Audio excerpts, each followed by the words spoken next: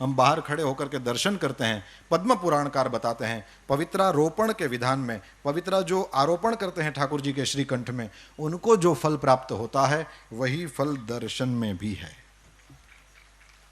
अब जो मेरे पास समय है उसमें मुझे जो मुख्य कहना था वो कहूँगा, तुलसी की महिमा सुनाऊंगा, क्योंकि तुलसी हमारे जीवन में हमारे साथ एकदम सटी हुई है और उसका हमको रोज काम पड़ता है, तो हम उसके साथ रहते हैं, इसलिए तुलसी जी की कुछ बातें आपको बताऊंगा। लिखा है शंकर भगवान के मुख से ये तुलसी महिमा बताई गई पद्म पुराण में। लिखा है कि तुलसी का महात्म्य भर सुन लेने से जन्म मृत्यु के चक्कर से हम छूट जाते हैं। जन्म से लेकर मृत्यु तक पर्यंत जितने भी पाप हुए हों, केवल तुलसी महात्म्य सुनने से नष्ट हो जाते हैं। सुनिए, लिखा है तुलसी का पत्ता, फूल, मूल, शाखा, छाल, तना और मिट्टी आदि सभी पावन है। तुलसी संभवम सर्वम पावनम मृत्तिकादिकम। जो तुलसी काष्ठ का चंदन श्री कृष्ण को अर्पण करता और उनके श्री विग्रह में भक्ति पूर्वक लगाता है, वो सदा श्री हरि के समीप रमण करता है। यही हरिचंदन है। तुलसी का काष्ठ भी चंदन काष्ठ की तरह घिसा जा सकता है, यही सर्वांगे हरिचंदनम है, इसी को हरिचंदन। तुलसी का काष्ठ इसमें घिस दो, हो गया हरिचंदन, या तुलसी का पत्ता उसमें घिस दिया, हो गया हरिचंदन। ये ठाकुर जी को धराया जाए। जो तुलसी काष्ठ की आग से, तुलसी की जो सूखी लकड़ियां हैं उसको ऐसे ही कचरा समझकर फेंक न दें, इसका भी उपयोग है। लिखा है जो तुलसी काष्ठ की आग से भगवान के लिए दीप जलाए, तो कान खोलकर सुनिए, उसको 10 करोड़ दीप दान का फल मिलता है। जो ब्राह्मण तुलसी काष्ठ की अग्नि में हवन करते हैं, उन्हें एक एक सिक्त अर्थात भात के दाने में अथवा एक एक तिल में अग्निष्टोम यज्ञ का फल मिलता है, जिस यज्ञ के कुंड में तुलसी का एक छोटा सा काष्ठ डाल दिया जाए। फिर लिखा है तुलसी की लकड़ी की आंच से तैयार किए हुए नैवेद्य का थोड़ा सा भी अन्न भगवान केशव को अर्पण किया जाए तो वो मेरु के समान अन्नदान का फल देने वाला होता है। जो भगवान को तुलसी काष्ठ का धूप देता है, भगवान ने એટલે આપણે આમ અગરબત્તી સળગાવીને મૂકી દેવાય ને, મેં ટ્રાય કરી લીધી બોલવું હતું એટલે પણ બુઝાઈ જાય, એટલે આપણે ઘી કે કંઈક લગાડીને કદાચ કરીએ તો રહેશે। લખ્યું છે कि जो भगवान को तुलसी काष्ठ का धूप देता है वह उसके फल स्वरूप 100 यज्ञानुष्ठान और 100 गौदान का फल प्राप्त करता है। केवल तुलसी काष्ठ का धूप, ये कचरा समझकर न फेंकें। आगे, जो मनुष्य अपने अंग में तुलसी की कीचड़ लगाकर श्री विष्णु का पूजन करता है, उसे एक ही दिन में 100 दिनों के पूजन का फल प्राप्त होता है। ये सब कुछ गीता प्रेस से प्रकाशित पद्म पुराण में आप दर्शन कर सकते हैं। लिखा है तुलसी की जड़ की मिट्टी से स्नान करने से तीर्थ स्नान का फल मिलता है। जो तुलसी की नई मंजरी से भगवान की पूजा करता है, वो जब तक सूर्य चंद्र है तब तक वो पुण्य भोगता है। तुलसी द्वारा पूजित होकर भगवान श्री हरि भयंकर उत्पातों, रोगों तथा अनेक दुर्निमित्तों का भी नाश कर डालते हैं।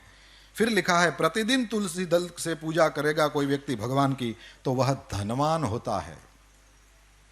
तुलसी की मूर्ति संपूर्ण सिद्धियों को प्रदान करने वाली है। फिर लिखा है पार्वण श्राद्ध के अवसर पर श्रावण मास में तथा संक्रांति के दिन तुलसी का पौधा लगाना ये अत्यंत पुण्यदायी है।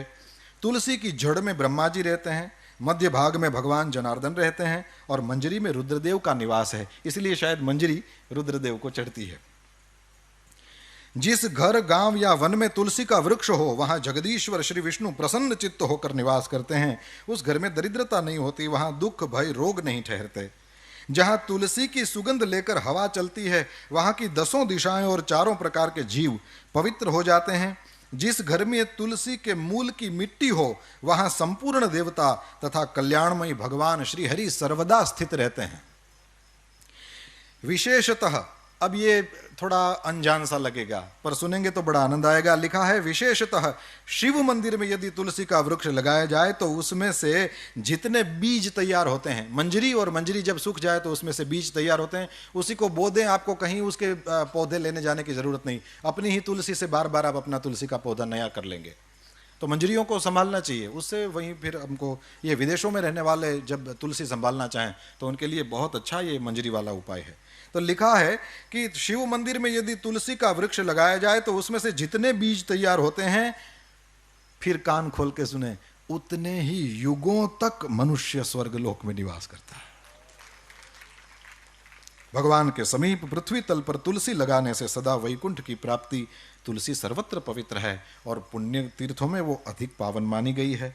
और फिर लिखा है कि तुलसी वृक्ष के बगीचे का दर्शन और स्पर्श कर लेने मात्र से भी ब्रह्म हत्या आदि पाप नष्ट हो जाते हैं।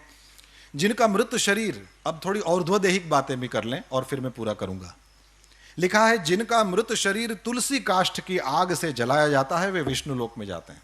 ये जब से मैंने पढ़ा है, मैं जहां भी पहुंचता हूं, किसी की अर्थी वगैरह को देखता हूं, अपने घर से तुलसी काष्ठ ले जाता हूं या वहां कहीं खोज करके उसमें डाल देता हूं।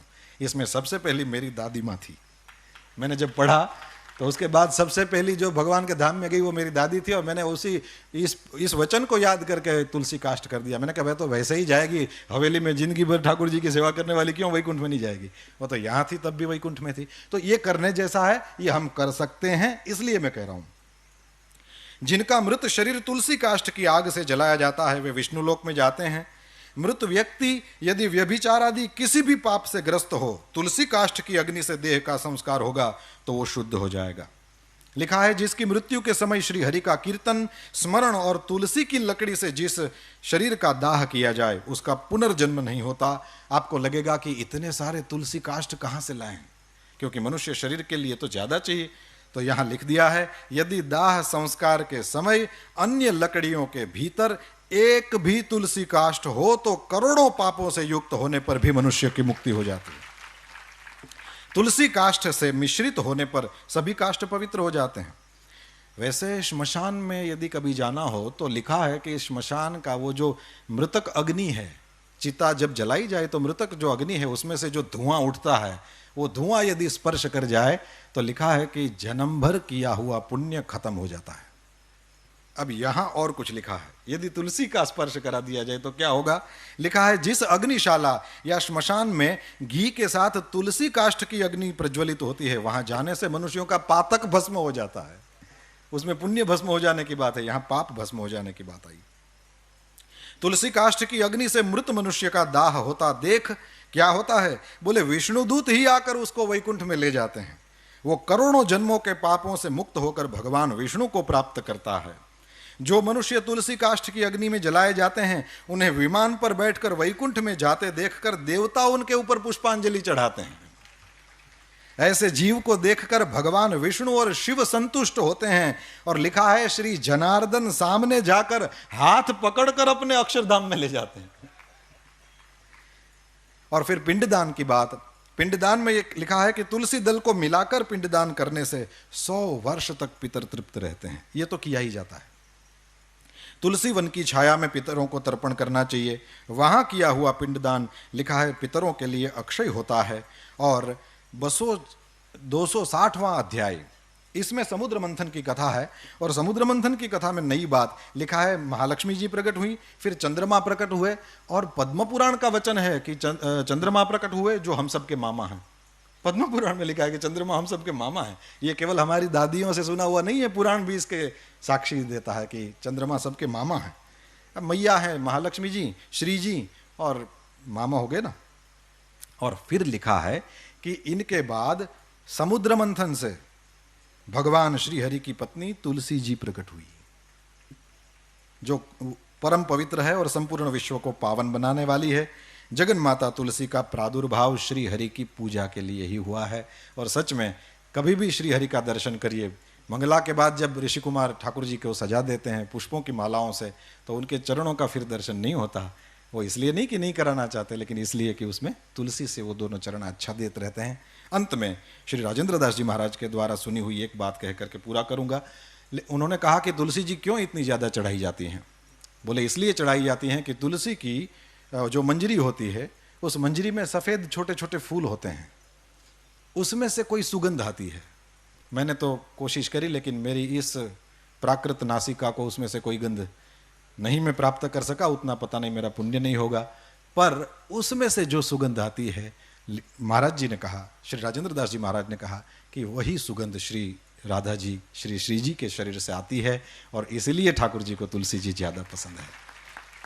हम सब ऋषि कुमारों को यहाँ पुराण प्रवचन के लिए अवसर दिया गया। इसके लिए अवसर के प्रदाता करुणा निधान पूज्य भाई श्री के चरणों में हम सब ऋषि कुमारों की ओर से बार बार दंडवत प्रणाम करता हूँ। आप सब ने बड़े प्रेम से सुना, इसलिए हम सब ऋषि कुमार आपके आभारी हैं। कृतज्ञता पूर्वक पुनः पुनः पूज्य भाई श्री के चरणों में प्रणाम। पूज्य